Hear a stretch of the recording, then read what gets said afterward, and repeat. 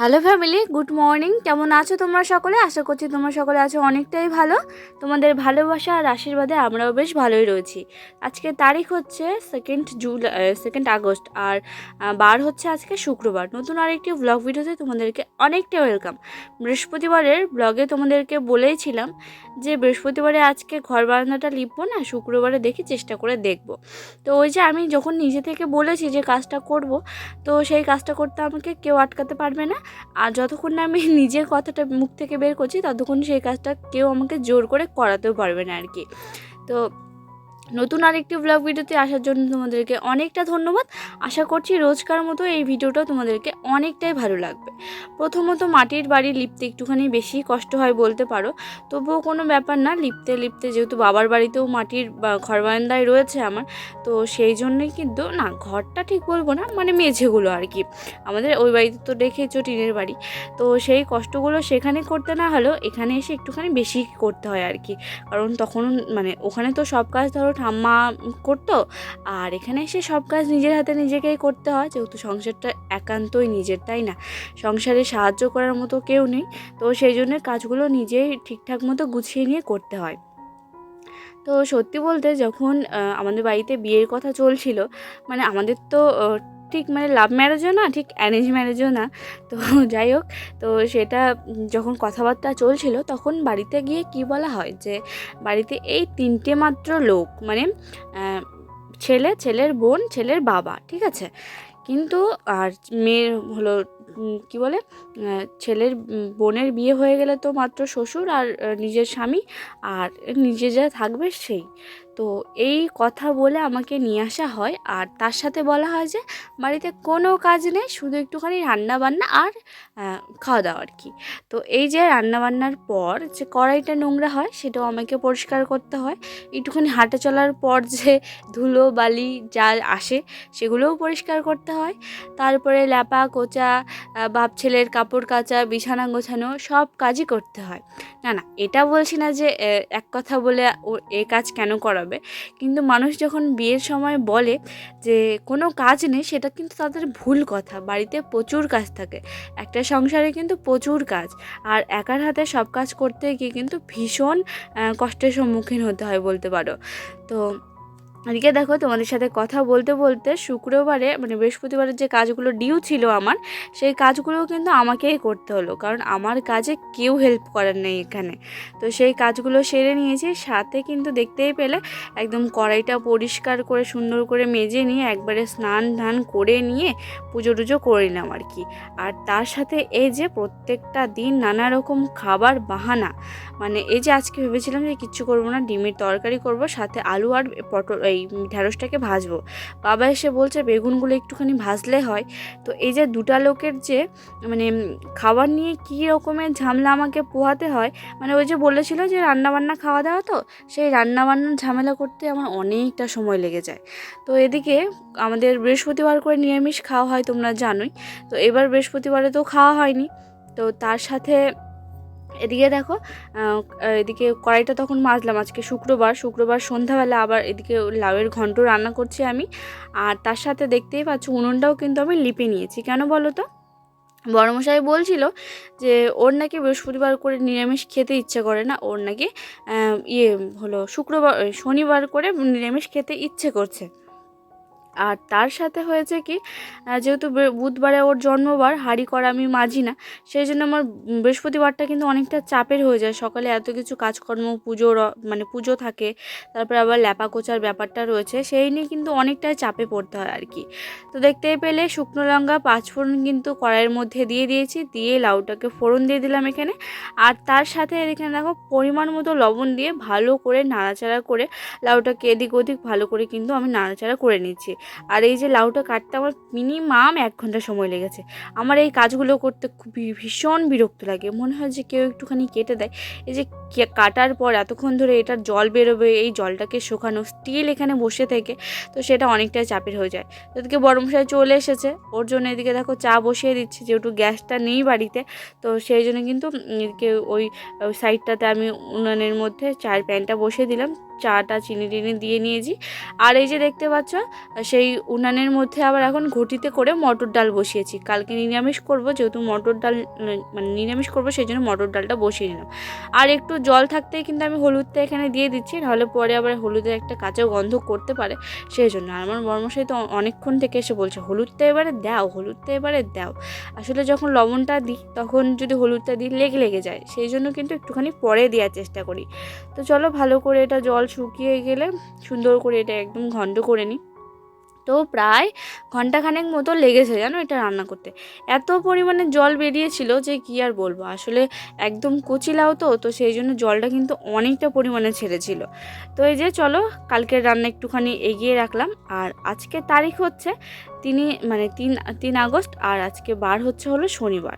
তাড়াহুড়ো রয়েছে, যাব এক জায়গায়, সেখানে একটুখানি বাদেই যাব, কিন্তু যা পরিমাণে বৃষ্টি রয়েছে কী যে করব সেটা আর মানে বুঝে উঠতে পারছি না যে কি হবে। যাওয়ার ইচ্ছে তো খুব রয়েছে, যাব হলো পিসির বাড়িতে।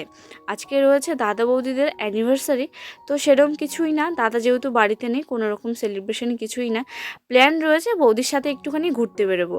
বিশেষ দিনে প্রিয় মানুষ কাছে না থাকলে কেমন ফিল হয় সেটা তো আমরা সকলে জানি, সেই জন্য ভাবলাম যে চলো বৌদির একটুখানি মুডটাও ভালো করে আসি। তো প্ল্যান করে রয়েছি, জানি না আদৌ কি হবে, যেতে পারবো কি না। ইচ্ছেতে রয়েছে প্রচুর যাওয়ার জন্য। তো প্রথমেই দেখতে পেলে আজকে তোমাদেরকে বললাম যে নিরামিষ খাবো। আর কালকেই আমি ছাই তুলে কিন্তু সন্ধ্যাবেলার দিকে ছাইটাকে তুলে নিয়ে উনুনটাকে ভালো করে লিপে নিয়ে তারপরে কিন্তু আমি ঘন্টটা করেছিলাম। আর এদিকে দেখো সকালবেলাতে কিন্তু আমি সুন্দর করে রান্নাঘরটাকে লিপে নিয়েছি। লিপে নিয়ে এদিকে দেখো, যদি হাঁড়ি করাই না নাকি একদিনে মাজতে নেই, কিন্তু নিরামিষ একদিন খেলে একদিনই তো মাজতে হবে, তাই না? এত নিয়ম ধরলে বাবু এত কাজ করা একদিনে সম্ভব না। তো এই যে দেখতেই পাচ্ছ হাঁড়িটাকে সুন্দর করে পরিষ্কার করে মেজে নিয়েছি। মেজে নিয়ে চলে এবার ধুয়ে নিই। আগে না এই কাজগুলো করতে সত্যি ভীষণ কষ্ট হতো, তার থেকে বেশি কষ্ট হতো কখন বলো তো, যখন বলতো এ মা এ তো কিছুই কাজ পারে না। আসলে বাপের বাড়িতে কে কটা হাঁড়ি কড়াই মেজেছে জানি না, তবে এই যে এত পরিষ্কার করে আমি কোনো দিন মাজিনি। হ্যাঁ হয়তো কিছু রান্না করেছি, রান্না করার পরে একটুখানি ভালো করে ধুয়ে রেখেছি, ভালো করে মেজে রেখেছি, কিন্তু এই যে একদম টিপটাপ করে কোনো দিন রাখেনি। তারপরে এই যে দেখছো যে এই উনানে মাটিটা দিয়ে রাখি, আসলে আমার তো জানো সকালে রান্না বান্না অনেকটাই সমস্যা হয়, সেটা নিয়েও অনেকের সমস্যা। উনান হলো হাঁড়ির পেছনে আবার মাটি লিপতে হয়, এমনিই তো একটুখানি কষ্ট করে পরিষ্কার করলেই হয়ে যায়। আসলে এই যে তাড়াহুড়োর মধ্যে সে তো করাই যায়, কিন্তু আমি এই যে তাড়াহুড়োর মধ্যে এই কাজগুলো করি, আর যদি মাটিটা দিয়েও দিই তাতে কী বা মানে ক্ষতি হয়ে যায় বলো তো। কাজের একটুখানি হেল্প হয় আমার, তো বুদ্ধি করে কাজগুলো সেরে ফেলি আর কি। তো এদিকে দেখতেই পাচ্ছ একদম হাঁড়িতে কিন্তু জল নেইনি, কারণ এখন যদি হাঁড়িতে আমি হাঁড়িতে যদি জল নিয়ে আসি তাহলে কিন্তু মাটিগুলো একটুখানি ধুয়ে যাবে। তো সেই জন্য উনুনটাকে আগে একটুখানি জ্বালিয়ে নেব, আর ততক্ষণে মাটিটাও একটুখানি শক্ত হয়ে যাবে। আর এখানে দেখো বালতি করে কিন্তু আমি জল দিয়ে নিলাম। ভাত আমার হয়ে গেছে রান্না করা, আর এখানে দেবো হলো এখন ডাল ফোড়ন। কালকে যে ওই যে মটর ডালটা বসিয়েছিলাম ছোটো উনানটাতে, সেটা দেখিয়েছিলে তো, এখানে দেখো আমি 5 ফোড়ন সাথে কিন্তু 2টো শুকনো লঙ্কা এটার মধ্যে দিয়ে দিচ্ছি। আর 5 ফোড়নটা একটুখানি কম করেই দিলাম, কারণ আমার বড়মশাই 5 ফোড়ন বেশি করে দেয় একদম পছন্দ করে না। তো চলো এখন ডালটা সম্বার দিয়ে দিই। আর নতুন যদি আমার চ্যানেলে হয়ে থাকো তাহলে কিন্তু অবশ্যই চ্যানেলকে সাবস্ক্রাইব করো, আর নতুন নতুন ভিডিও পেতে বেল আইকনটা অবশ্যই প্রেস করে রেখো আর কি। তো এদিকে দেখো ডালের মধ্যে হলুদটা দিয়ে দিয়েছি, কিন্তু লবণটা দিইনি, কারণ লবণটা আমি ওই ছোটো হাঁড়ির মধ্যে না ঠিক আন্দাজটা বুঝতে পারি না, সেই জন্য একটুখানি অসুবিধা হয় আর কি। তো এই যে ডালটাকে ফোড়ন দিয়ে নিলাম, আর ডালটাকে ফোড়ন দিয়ে নিয়ে কড়াইটা ধুই নিই, ডালটা কোনো রকম তুলে নিয়ে এই কড়াইয়ের মধ্যে কিন্তু লাইয়ের ঘন্টটা একটুখানি আমি গরম করে নিচ্ছি। আর কী যেন বলতে চাইলাম, সামনের এর আগে যে দিন হলো মটরের ডাল করেছিলাম করলা দিয়ে, মনে আছে হয়তো তোমাদের, সেদিন বাপ ছেলের কথা শুনে আমি করেছিলাম ওই ডালের মধ্যে একটুখানি আদা আর জিরে বেটে দিয়েছিলাম, এত বাজে লাগছিল খেতে কি আর বলবো।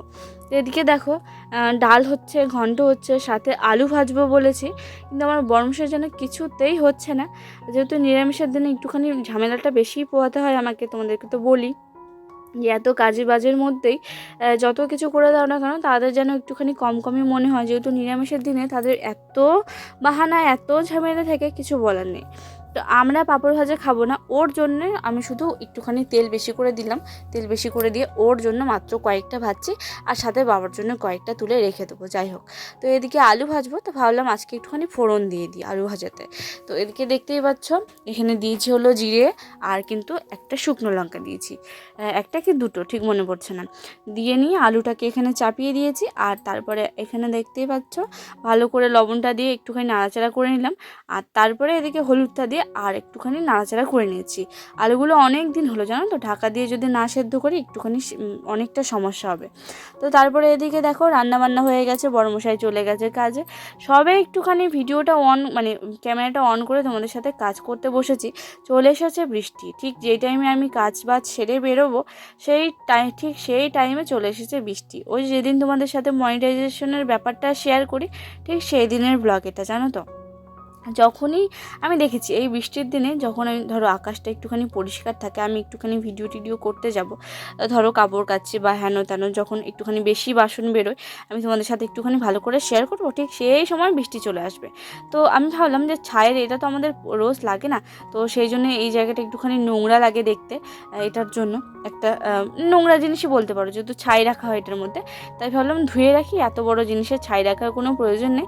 ওই যখন একটুখানি হাঁড়ি আর কড়াইটা মাজা হয় সপ্তাহে 1বার থেকে 2বার, হাঁড়িটা সপ্তাহে 1বারই মাজা হয়, যেহেতু দুটো হাঁড়ি রয়েছে, আর কড়াইটা 2বার সপ্তাহে মাজতে হয়, যেহেতু ভিডিও করলে না যখন একটুখানি লাল কালো বলতে একটুখানি তেলগুলো একটুখানি কড়াইয়ে পুড়ে পুড়ে যায়, তখন না ভালো লাগে না জানো তো দেখতে। তো সেই জন্য ওই সপ্তাহে 2বার হয়তো কড়াইটাকে একটুখানি মাজি, সেই তখনই লাগে। তো ওই যে সাবানের ছোটো কোটোগুলো হয় যে, সেইগুলো নিয়ে আসতে হবে, নিয়ে এসে সেগুলোর মধ্যে রাখতে হবে। তো এদিকে দেখো সব করে নিয়ে কলপাটটা সুন্দর করে ঝাড় দিয়ে পরিষ্কার করে বের করে নিয়েছি। আর এদিকে দেখো আজকে ধুত্র ফুলটা না খুব সুন্দরভাবে ফুটেছিল জানো তো। আসলে গরমের দিন তো, আর সাদা ফুল তো সকালবেলাতে ফোটে, আর ধুত্র ফুলও ঠিক সেরকমই। তো আমার একটুখানি পুজো দিতে তো বেলা হয়ে যায়, ওই ধরো 10টা 11টা এরম বেজে যায়, তো সেই জন্য কিন্তু ততক্ষণে ফুলটা একদম কী বলবো, একদম ছোট হয়ে যায়। তো আজকে যেহেতু বৃষ্টি বৃষ্টি ওয়েদারে রয়েছে, দেখতেই পাচ্ছ বৃষ্টিও পড়ছে, এই বৃষ্টির মধ্যে পুজোটা সারলাম আর কি। ভাবলাম যে সব কাজ করে আমি রেডি হয়ে থাকি, যেহেতু যাব বলে একটা প্ল্যান করে রেখেছি, তো বৃষ্টিটা থামলে সেই সুযোগে আর কি বেরিয়ে যাব। তো এদিকে দেখতেই পেলে ঠাকুর ঘরে সুন্দর করে পুজো দিয়ে নিয়েছি। আর তারপরে এদিকে বৃষ্টির মধ্যে একটুখানি ধূপ ধুনো, এদিকে কিন্তু ধূপ ধুনো না, ঠিক ধূপটা একটুখানি দেখিয়ে নিয়ে ঠাকুরকে প্রণাম করে তুলসী তলায় জলটা ঢেলে নিলাম।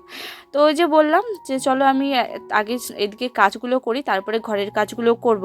যেহেতু বৃষ্টি পড়ছে, স্নানের আগে কিন্তু এদিকে সব কাজ সেরে নিয়েছি টুকিটাকি যা ছিল। আর ঘরের কাজ আজকে করা হয়নি জানো, সকাল থেকে ঘরের কোনো কাজই হাত দেওয়া হয়নি। তো ভাবলাম যে চলো এখন ঘরটাকে গুছিয়ে নিই, আমি নিজে রেডি হয়ে যাই। সময় এখন ওই 10:30টার মতো বাজে। আমি আবার বেরোবো কখন, যাব কখন, আর সাইকেলে যাব ভাবছি, কারণ পিসির বাড়ি থেকে আসার সময় প্রচণ্ড মানে গাড়ি টোটো নিয়ে প্রচণ্ড ঝামেলা হয়, টোটো ঠিকঠাক আসতে চায় না, অনেক ঝামেলা করে, ভাড়া বেশি চাই, তার থেকে সাইকেলে যাব, নিঃস্বাধীনভাবে যাব, নিজের মতো যাব।